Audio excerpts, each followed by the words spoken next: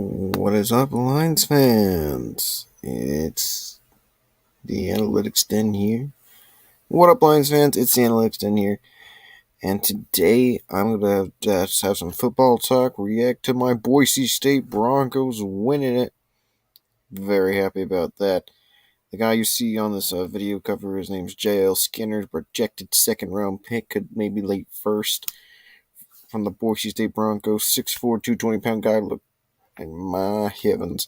Boise looked great. George Kalani looked awesome. It was a fantastic day. We had 35 unanswered points in San Diego State University. It was great. It was a great comeback. It was amazing. I loved it. But, yeah. So, I wanted to react to the latest news. Austin Seibert is out and replaced with Dominic Eberle. DJ Chark is out, and so in reaction to those two injuries, we elevated Dan Skipper to the team. We elevated Dominic Eberle to the team, and so that happened. And then we elevated from the practice squad Tom Kennedy and wide receiver Maurice Alexander. Odds are Alexander will just be playing the return man role, and Kennedy will be playing the receiver 4 role. And so, yeah, that's some pretty big news. Quite some differences in what I thought was going to happen. So I guess I'll change up my score predictions, maybe change up that little offensive stat predictions, and here we go. So here's going to be my here's going to be that little score. I kind of changed it down to 24 for the Lions. Seahawks 17. I still think we got a good run game going, so I still think we can get some touchdowns there. I think Jared Goff's going to get 255 yards and 2 touchdowns. Probably won't be as impressive as a showing as maybe we would have hoped, but likely Josh Reynolds is still going to be around. Quintus Cephas is still going to be around. You have Raymond, you have Kennedy, who I think Kennedy had a lot better preseason than people thought. I think he looked a lot improved. I necessarily didn't give stats for Kennedy or guys, who may not have a whole bunch of big impact, but I still kind of put them in there. So we may have more yards, but this is just kind of the bigger names. Running back, Jamal Williams, I don't think the rushing stats changed at all. I just have him getting 70 yards rushing and 2 rushing touchdowns, and Craig Reynolds getting 40 yards. Receiver, I think Josh Reynolds can barely hits the 100-yard mark and gets a touchdown. Quintus Cephas, I think, gets 77 yards and a touchdown. Raymond, I think maybe gets like a nice 15-yard catch or something like that. And who knows, maybe there's a dump off to Tom Kennedy, or maybe even more yards than that, but unpredictable. Same thing with backups like Brock Wright or James Mitchell. T.J. Hockenson got 48 yards. In my opinion, he's probably not only is he going to be probably doubled, he's also T.J. Robinson. So I just don't think he's that reliable of a target right now. I still don't think the yellow line will allow a sack, especially since it's just going to be the same group. Probably we'll see what happens at right guard, whether Logan Stenberg starts or Evan Brown starts, or the guy from Philly. But yeah, this is just kind of what I think is going to happen. I didn't put in Dominic Eberle stats, but I forgot to put his little thing in. But I think it's just going to be like Seibert's. I actually even called him Austin Misbert, but I guess I'll just give you Eberle's. Eberle. Since I don't have a picture for Eberle, I'll just kind of put the thing in. He's 1 of 1 on field goals. Thinking probably like a 35-yarder. And he'll make all extra points. Yeah, that's just kind of what I think is probably going to happen there. We'll see what happens at safety, but it's just kind of there. Now, here's going to be my little bit of a idea of what I think our game plan is going to be versus the Seattle. I think we're going to try to be a heavy run team. I think maybe Jamal might even get more yards than I predict along with Craig. The good thing is I don't think it'll be like Pittsburgh where we run the ball way too much because we still have Josh Reynolds, we still have Cephas, who are much better options, and I think people give him credit for. And we still have Hawk, and I still think Jamal's a good passing valve option. And the line should help there. So I think like Goff will still have like 30 attempts or something, but I could see Jamal get like a career high in attempts, along with maybe Craig Reynolds getting more attempts than usual. I think the defense just got to try to their hardest to blitz and get pressure on Geno. Try to get some sacks in there, get some pressure. Try to make him miss. I do think they're going to try to make sure they can also stop Rashad Penny.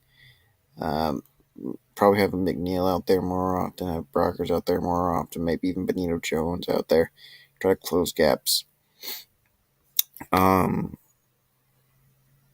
the biggest thing is it's just we just have to play a little bit smarter in general. I think we have to not only blitz more, but I think we have to do disguises more. I think we have to be a little more creative on both defense. But I also think the offense maybe this could be a big test for Jared Goff and Ben Johnson. See how they can do when their top options are gone. Now I don't think this is going to be any indicator of how good Jared is or how good Ben Johnson is, but it could truly show just how good that pairing is. Because now the big guys, the big names are gone. We'll see what happens there, and I think they'll truly try to get maybe more in the middle routes, get routes in that are the strengths of Cephas and Reynolds. Yeah, as we're playing, I only just kind of wanted to update a little bit in there. I did want to give off some prospects. I think kind of caught my eye. JL Skinner, like I told you guys, but from Boise State. Jack Campbell, linebacker from Iowa. Marlon Tuiv, he's a Washington defensive end. I can't pronounce the name, but he's done a pretty good job over there as well. Yeah, that's a pretty big prospect.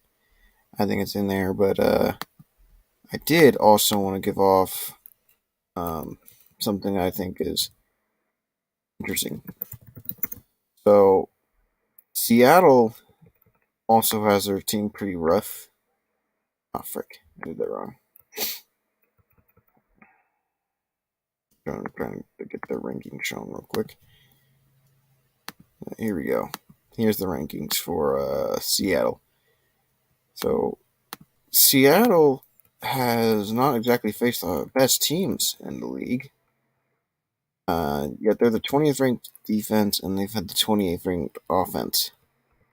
They're 1-2, and the most points that they have scored. Trying to show their score. Okay. It's working for me. Oh, there it is. There it is. Points scored. So the most they have scored is 23, and that was versus Atlanta. They only scored 7 versus San Francisco and 17 versus Denver. Now, Atlanta, 2022 BFR. So Atlanta, I think, is kind of the bigger, like, okay, can this team... I just keep doing this to me. There it is. Okay, so Atlanta is the 26th ranked defense. And they only scored 23 points on them. They got killed versus San Francisco. And so I'm just kind of like, not too worried about them going too crazy versus us. Even with some injuries. Denver is probably the best team they faced. Luckily, they got themselves the second-ranked defense. So we'll see what happens there in the future. But even with Denver playing as awful as they did, they still only scored 17 points. So I do think that we have a good chance to beat Seattle still, even with injuries. I don't think it's as much of a guaranteed victory now, but it's exciting, and I can't wait to see it tomorrow. I probably won't be able to get out like an immediate reaction because I have church conference on Sunday, so probably won't be able to give you an exact reaction, especially film-wise, because I won't even be seeing a half. So I'll try to get back to you guys on that soon. But I love you, and see you guys later. One Pride, go Lions. Remember, you guys are the Den.